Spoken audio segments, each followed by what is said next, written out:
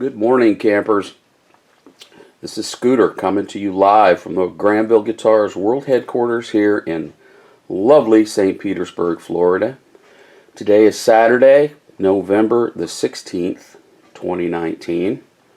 And we have this Falcon on the bench. This is a Gibson GA-19RVT Falcon that really isn't a GA-19RVT Falcon. It's actually a Maestro 216 RVT, which is slightly different. First thing you'll see as we zoom in on here, this thing had a bunch of problems when it came in, and I've had it for a few months now because I've been toying with it and tweaking it and excuse me, doing my best to make it a little more toneful and a little more versatile. When it came in, it was dead on one side of the output transformer, was one of the primary problems. So we have replaced that with a Mercury Magnetics tone clone. Very fine transformer from a very fine company, our friends over there, Patrick Selfridge and the bunch at Mercury Magnetics. A fine quality product. Worth the extra money in my opinion. It certainly made a big difference in this amp, I think. Anyway, we've got new power tubes, new JJ6V6s, and an assortment of other tubes, and we're going to go along here and I'm going to explain the differences here. Now, the owner brought me a schematic for the GA-19RVT, and it is not correct for this amp. The schematic he brought me shows a 6EU7 here, and a 7199 here. And then it shows another 6EU7 here. And as you can see, if I zoom in on this, that is not a 6EU7, that's a 6C4. It's a miniature tube. And then we have a 6EU7 here at the end doing the phase inverter duties. Different configuration for this amp. I think this one sounds better than the other one. But again, the schematic that this one answers to is the Maestro M216. This is V1. And as I look at the schematic for the Maestro, the first triode in V1 is input from the front of the amplifier. The other triode is gain makeup after the volume control. Okay, and then V2 is actually further gain makeup after the tone controls. So there's two stages of gain makeup, and then you'll have to excuse me, I'm still getting over my cold here. The little V3 6C4 is doing one job only, and that is as the reverb driver. Okay, the second triode of V2 becomes the recovery tube for the reverb circuit, and then we have the phase inverter power tubes and phase inverter here, power tubes, 6V6s, and 5Y3 doing rectification. Now this amp is Class A, so it runs really hot and hard. I don't often suggest this to people running their amps at lower voltages. I'm not really that convinced that it's all that necessary, particularly if filtering has been upgraded. And in this case, we have a replacement output transformer that should tolerate the higher voltages. But this amp actually does sound better dialed back a few volts from the wall. I was getting what I thought was the ideal sound out of it, excuse me, dialed back to about 110 instead of the 120 that's coming out of the wall. So I may mention this to the owner. He'll probably look at this video and see that it might be a good idea to do that.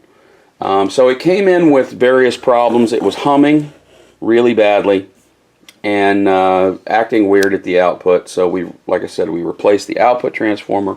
I did a cap job on it, and at first it was throwing me because I didn't feel like I really should have to do a cap job on it. And I'll tell you why. It had had a cap job performed previously, and the caps were fairly new. So I was quite surprised.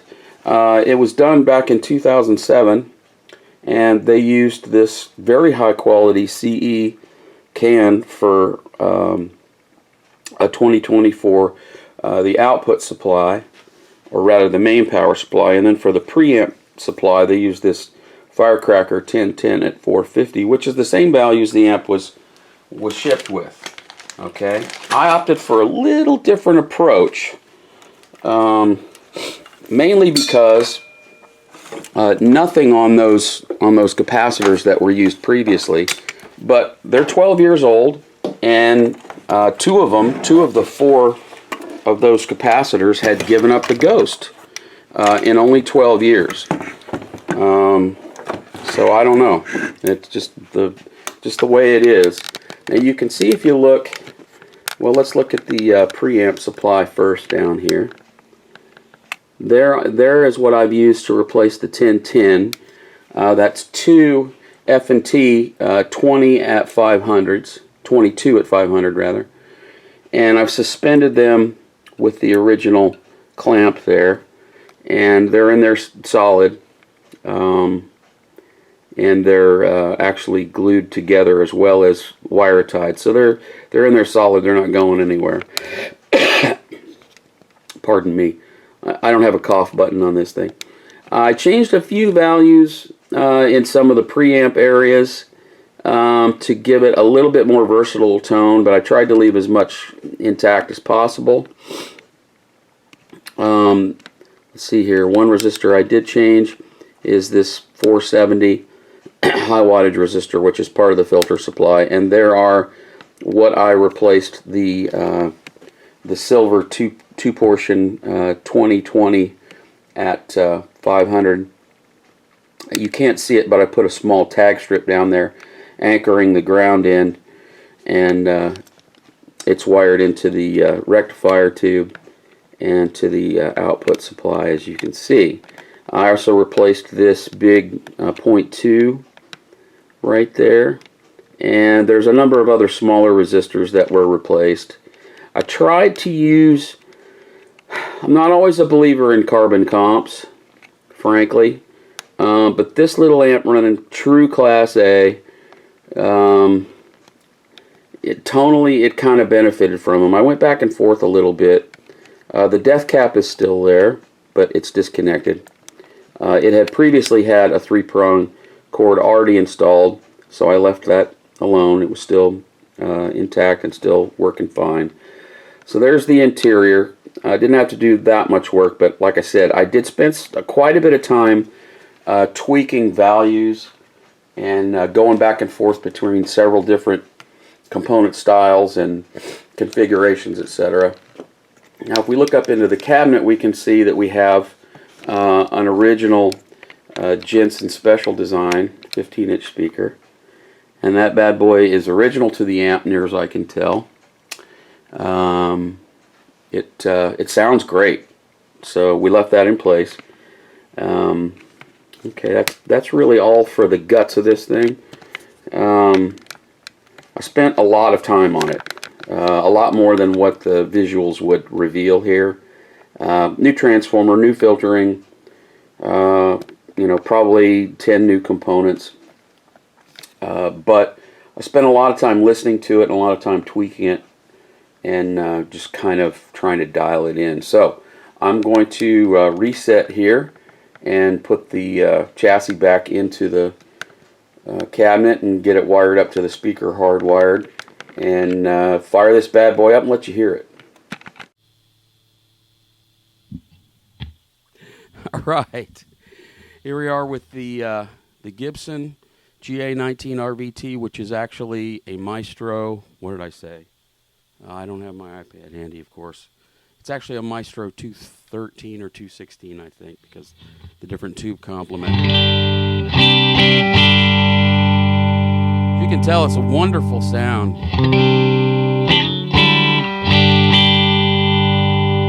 Got the volume all the way up. Got the tone at about 11 o'clock. Reverb is at about 1 o'clock. Depth and frequency on the tremolo also about 1 o'clock.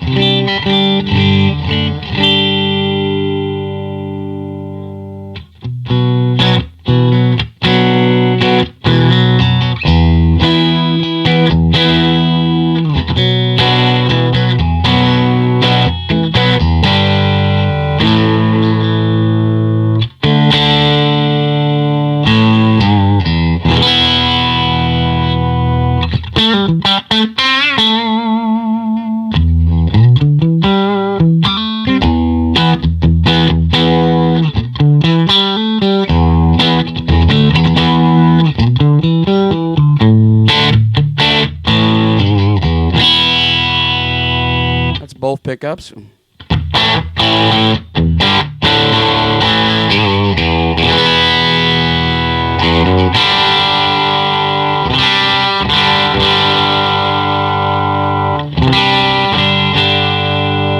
Bridge pickup. Neck pickup.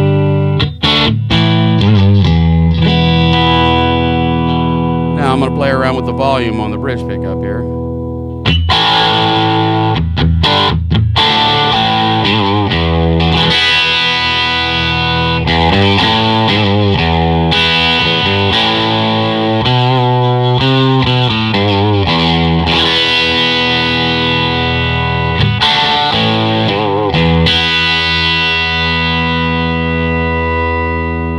That's just turning up the pickup.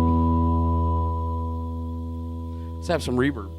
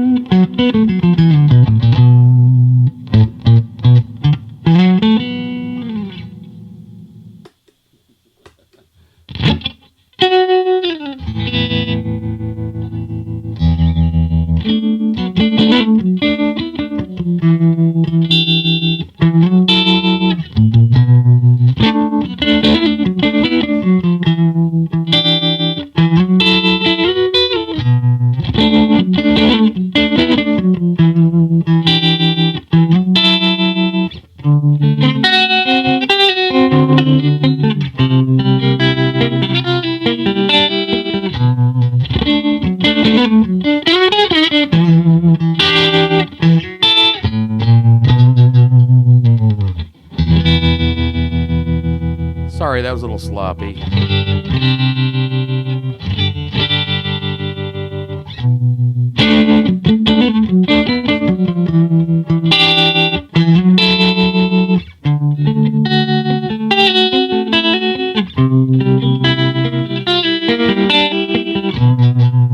That's more like it.